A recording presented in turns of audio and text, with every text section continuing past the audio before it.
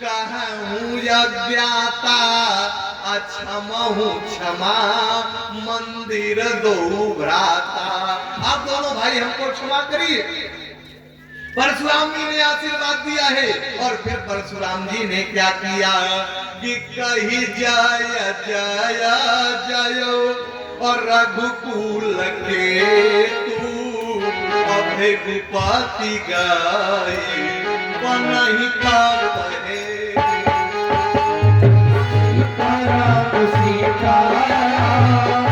सीताराम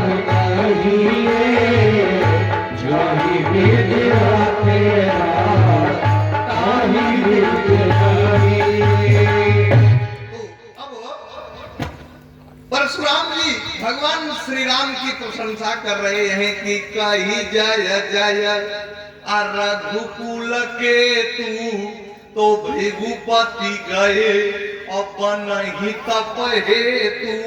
परशुराम जी तपस्या करने के लिए जंगल में चले गए। इधर अब विश्वामित्र जी से विदेहराज जनक ने पूछा गुरुदेव अब आगे क्या होगा। उस समय विश्वामित्र जी ने कहा देखो जनक तुम्हारे प्रतिज्ञा के अनुसार तो विवाह संपन्न हो गया तुम्हारे प्रतिज्ञा के अनुसार, क्योंकि टूटत ही धनु भयउ विवाहु, धनुष टूटते ही विवाह हो गया। लेकिन आपके वंश की जो परंपरा है उस परंपरा से आप विवाह संपन्न कराओ। जनक जी ने कहा तो गुरुदेव क्या करें।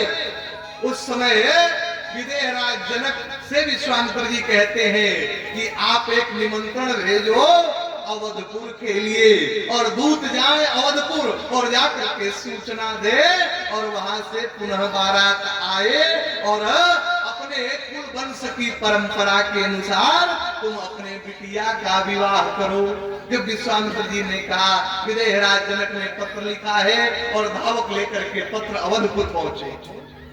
और अब देखिए जब अवधपुर पहुंचे भरत जी खेल रहे थे। भरत जो है ना भरत का प्रेम, भाई का प्रेम भाई के प्रति क्या होना चाहिए यह मानस हमें सिखाती है। निवेदन करूं हमारे मानस में जितने भी पात्र है ना जितने भी पात्र उनका चरित्र हम लोग अपने जीवन में उतार सकते हैं। सारे पात्र जितने भी मानस के पात्र हैं सारे पात्रों का चरित्र जीवन में उतारने लायक है। भरत जी का जो प्रेम है, भरत जी खेल रहे हैं, धावक पहुंचे हैं पत्र लेकर के और धावक गए हैं वहां दरबार में। दशरथ जी ने पत्र को पढ़ा है और पत्र पढ़ने के बाद भरत शत्रुघ्न को बुलाया गया, गुरुदेव वशिष्ठ को बुलाया गया और बारात तैयार हो रही है जनकपुर जाने के लिए।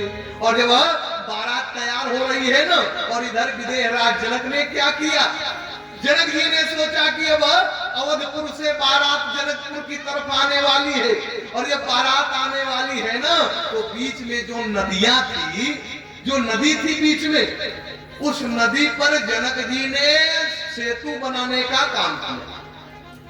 सारे नदियों पर जनक जी ने पुल बनवाना प्रारंभ कर दिया कि बारातियों को आने जाने में दिक्कत न हो। जनक जी ने क्या किया कि आवत जानी भानुकुल के तू तो सरिता ही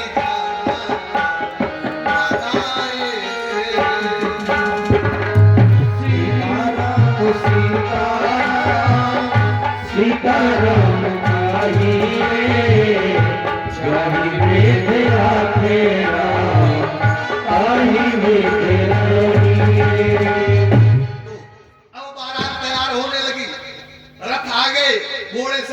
तैयार हो गए।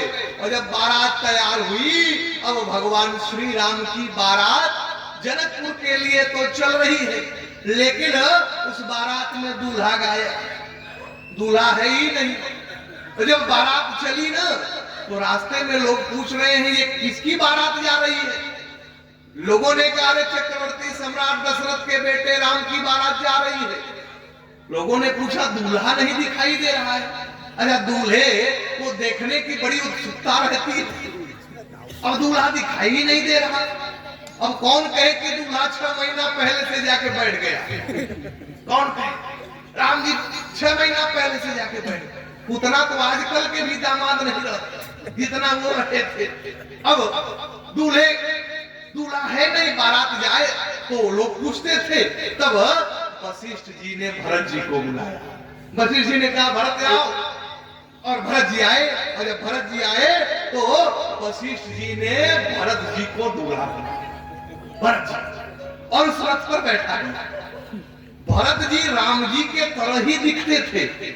भरत और राम में ज्यादा अंतर नहीं था, क्योंकि भरत राम ही की अनुहारी असहसा लखन सकहि नर नारी। सीताराम सीताराम सीताराम कहिए, चाहिए तेरा तेरा ताही तेरा। तो भरत जी को दूल्हा बनाया गया। और भरत जी जो है ना, वो राम जी की तरह ही दिखते हैं कि भरत राम ही की अनुहारी असहसा लखन सकहि नर नारी। अब नर नारी पहचान नहीं कर पा रहे, लेकिन वशिष्ठ जी ने भी संकल्प ले लिया अपने मन में ही। वशिष्ठ जी ने भी संकल्प ले लिया अपने मन में कि यदि भरत को दूल्हा बना के ले जा रहे हैं, राम तो पहले से पहुंच गए हैं, और जब भरत को अब दूल्हा बना के ले जा रहे हैं तो भरत भी जब आएंगे तो दुल्हन लेकर के आएंगे। मैं भरत का भी विवाह वही संपन्न कराऊंगा। अब भगवान श्री राम की बारात जनकपुर की तरफ जा रही है। आइए इस पावन अवसर पर एक सुंदर सा भजन सुना जाए। बारात जा रही है, उसके बाद कथा में प्रवेश करें।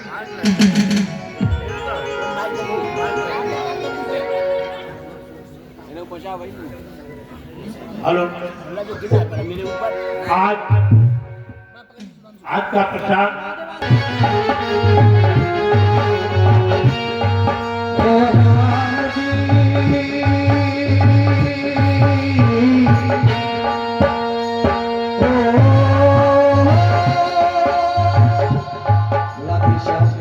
श्री राधे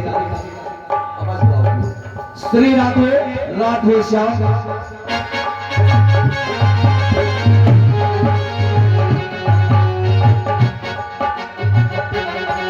श्री राम जी बड़ा सुख देना, फिर राम के कदमों में आ जाता है, सुख ही सुख मिलता है उसे। वो राम जी बड़ा सुख देना, मेरी बिगड़ी बनाई मेरी राज बचाई, मेरी बिगड़ी बनाई मेरी राज बचाई, कदमों में बड़ा सुख देना, राम में बड़ा सुख देना।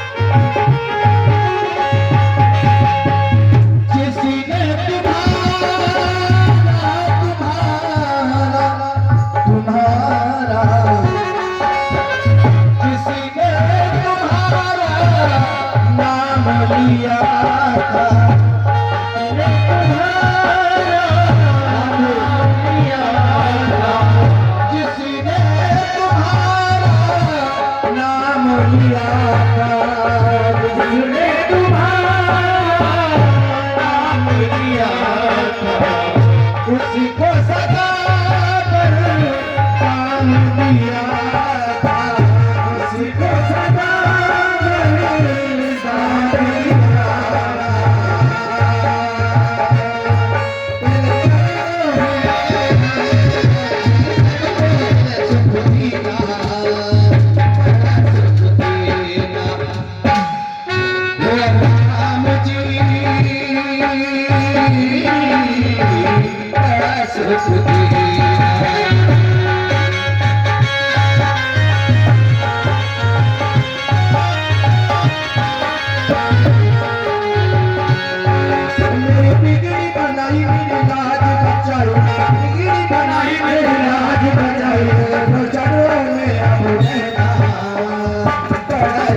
Thank you.